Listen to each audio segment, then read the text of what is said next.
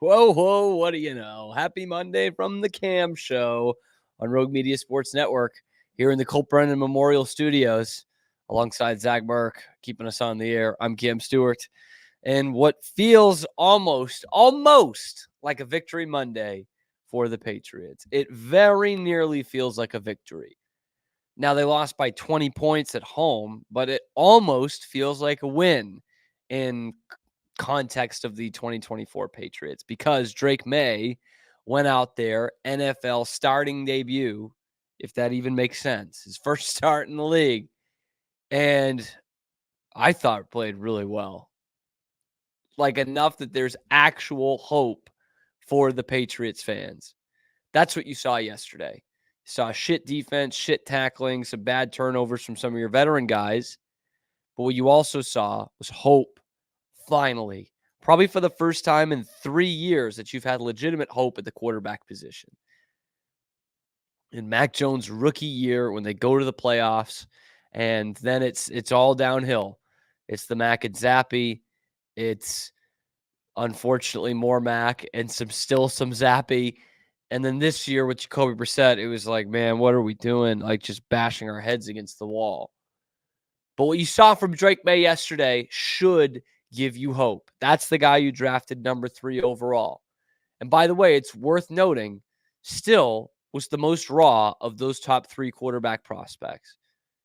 And I mean, if he had anything around him, I thought he would have been like a terrific stat line yesterday if he had any kind of weapons.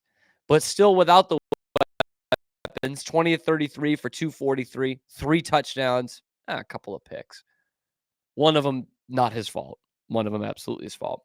But he not only surpassed, by the third quarter, Drake Maye had surpassed Jacoby Brissett's game highs in touchdown passes and passing yards. In the third quarter, he had already gotten that.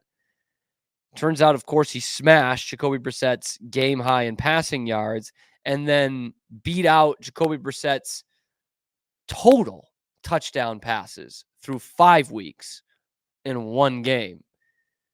Drake Maye looks like a legit NFL starting quarterback in this game. Not a great one yet, or even a really good one yet, but he looks like a legit NFL starter who was ready for the moment.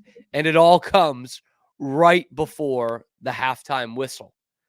My God, at one moment, the entire 6-state region of New England was fully torqued on that last pass to Kayshon Boutte before halftime. And it finally had a little bit of fortune for the Patriots and also finally showed that they're willing to cut it loose a little bit because that first half, that was still too damn conservative.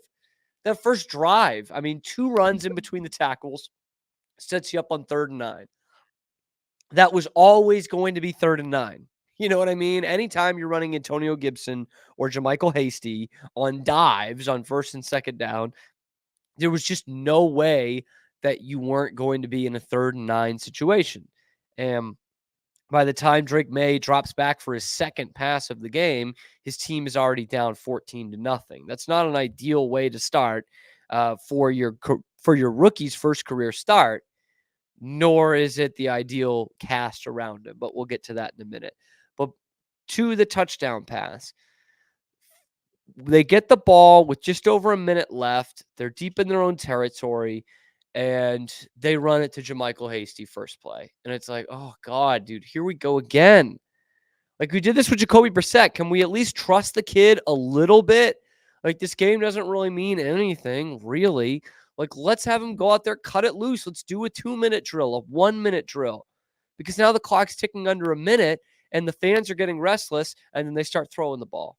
And Drake Maye starts making some plays, and he gets them into plus territory. Penalty helps them in there. And then there's one with 16 seconds left. He had just completed a pass to somebody to get them close to field goal range. They have 2 timeouts left. This is a key part of the game that leads to obviously the great moment that Drake Maye is about to have. Because there with 16 seconds left, they call an illegal hands to the face penalty on the Texans. And it allows the Patriots to not have to use a timeout. They keep their 2 timeouts with the clock stopped. And so because of that, instead of burning a timeout and keeping that one to get your field goal unit out there, they instead have 2 to play with. Let's take a shot. Drake Maye has Kayshon Boutte one-on-one with Derek Stingley one-on-one. And it's like 11 times out of 10, Stingley is going to win that battle. Except for this time, somehow, Kayshon Boutte makes a great move to get open, and Drake Maye puts it right in the bucket. You couldn't have dropped it into his hands any better from 40 yards out. And there it is. A star is born on that play. Maybe 2. Maybe Kayshon Boutte's star is born. But that moment was like, holy shit. We finally have that moment from a quarterback. Because I mean, look, Mac was tremendous his rookie year. Okay. He made the Pro Bowl for what that's worth these days, but he also led the Patriots to the playoffs. He didn't have a moment in his rookie year that was like that. Like, this is legit. This is the first time in a long time that Patriots fans have seen that play from a quarterback and been like, hell yeah. That's what we got. That's what we got in our arsenal now. That's the Ferrari that's been in the garage the first 5 weeks of the season. I lauded the Patriots for their timing on this. A lot of people complained about it. Not that I'm saying this Patriots plan is perfect, nor that this coaching staff is flawless, because we will get into that later in the show. But for me, for this one, it was like, I thought you waited the perfect amount of time. And someone had the good point of it. I think it was Phil Perry, who was saying, like, people are going to question the timeline on when he should have gone in. But some of these plays he made, like, we don't know if he could have made those a couple weeks ago. Like, that's how quick his development was in training camp, and there's no reason to believe why he wasn't developing that quickly in practice these first 5 weeks as well. Again, we all know he was getting more practice reps than most backups in the league ever do. And I think he looked like a kid who was out there and was ready, and he eased into the game. That second drive of the game where they're already down 14-0, he's probably trying to press a little too much, throws the pick. That's the bad pick. Like, that was a completely overthrown ball. Not even really close. But other than that, I don't think he makes a really bad play the rest of the game. The other pick is a deflected ball. I know some people aren't liking his spatial awareness on the strip sack, but he also, like, those are going to happen with this Patriots offensive line. There's going to be some plays where he's hit on the blind side within a second, like he did on that play. And I thought for sure he was injured after that play. And thankfully right now it doesn't look like that he is. But Zach, you're a Texans fan. You watched some of the game yesterday. Do you have were you impressed by what the Patriots now have at quarterback? Yes, I think we didn't get into it a whole lot, but I told you in the brief minute or so we got to talk before the show that I thought that it showed glimpses of hope in a way. Like, if I were to sit there and watch at least him play, showed competence. it did. No, for sure.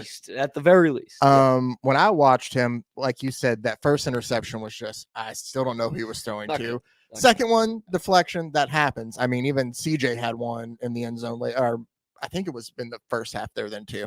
Second quarter. But we've talked about it at length. I think that they still have problems, obviously, on the offensive line that they would need to address just to allow them some more time in some of these aspects. That usually, as a guy, being a fan of a franchise who has seen them single-handedly kill quarterbacks because of how bad the offensive line was, that is something that should hopefully look into sooner rather than later. But for it to be his first start, there were times you talked about the touchdown right there before the half. Oh my God. It was a pretty throw. He had a couple of just really nice throws. That last touchdown that was kind of inconsequential to Pop Douglas was a really great play. But so as a non-Patriots fan, or even somebody who doesn't have any skin in the game there, I would say that I was still excited with what he gave and what he showed in his first start there. Again, obviously, you still lost by, a 3 touchdowns. Yeah. But for what it was and knowing going in there that you were already going to have these problems, I think that the stat line was a decent stat line. Take away the deflection and 3 touchdowns, 1 interception, close to 300 yards, or it was like 248. 248. For some reason, I thought it was 243. Sorry. For some reason, I thought it was in like the 260, 270 range, but still, like that's a damn good stat line. Hell yeah, man. I will take that in Alex Van Pelt offense. By the way, big historic day for the Houston Texans. First win ever in Foxborough. Ooh. I know you've had that champagne for 22 years, just ready to pop when they finally win in Foxborough. Especially, this is a big moment considering this has been a franchise who has tried to do everything they can to emulate the Patriots for a long time too. Yes. This was Fox. I think for a while, Foxborough Houston was nicknamed Foxborough South. Yeah. Yeah. Casario, Bill O'Brien, Will Fork. There's still 2 former Patriots there. Miles Bryant made a play at the end of the game, and Shaq Mason. I do like some Shaq Mason. A couple of Super Bowl championships with the Patriots. And the most points ever by the Texans in a road game. Yeah. But yet the Patriots fans are walking out of that building thinking, okay. Actually, they weren't feeling great at the end of the game because I think there were some boos in the final seconds because they were taking knees and not running plays. Which I kind of understand with how much your quarterback gets hit. Like, hey, this game's over. But I also was just like, come on, play the game out. Let the kid do it. I don't know. It wasn't going to do anything. But overall, I mean, I maybe it's my naivete. I felt really good about that quarterbacking performance. It started slow. They started him conservatively, and still there's I don't know if it's receivers or if it's Alex Van Pelt, but there's still not a lot of plays that are designed to get the ball out of the quarterback's hand quickly, which I don't understand. But you mentioned that offensive line, man. It's, oh my God, it is so patchwork. And this is actually one of their best performances of the year, which didn't stop Anderson from 3.5 sacks or whatever it was. But the problem with it is Vidarian Lowe gets hurt in this game. And now for the good portion of this game, you're playing with one offensive lineman who started for you in week 1. One of them.